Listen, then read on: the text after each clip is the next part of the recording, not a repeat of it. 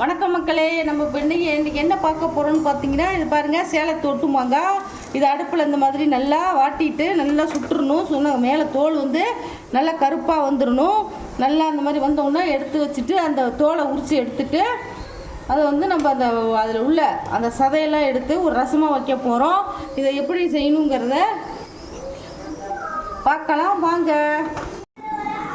இங்கே பாருங்கள், நம்ம மாங்காய் ரசத்துக்கு நல்லா சுட்டு எடுத்தாச்சு. இப்போ இந்த தோலெல்லாம் உரிச்சிடணும். பாருங்க, இப்படி எடுத்து பாருங்க. தோல் சூடு ஆறணுன்னு எடுங்க, எடுக்க முடியாது.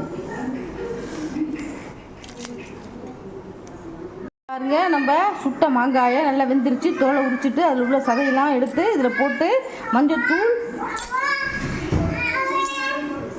1/4 டீஸ்பூன் மிளகுத்தூள், 1/4 டீஸ்பூன் ஜீரகத்தூள் போட்டு நமக்கு ரசம் எவ்வளோ தேவையோ அதுக்கு தகுந்த மாதிரி கரைச்சிக்கலாம். இப்போ பாருங்கள், அந்த ரசத்துக்கு ஒரு 10 பூண்டு பல்லும் ஒரே ஒரு பச்சை மிளகாய் காரத்துக்கு ஏற்ற மாதிரி வச்சு நான் அம்மியில் வச்சு தட்டி வச்சுருக்கேன்.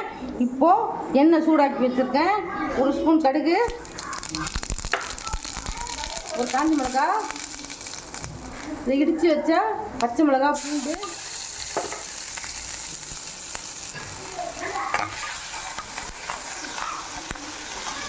ஒரு கருவேப்பிலை போட்டு வதக்கிக்கலாம்.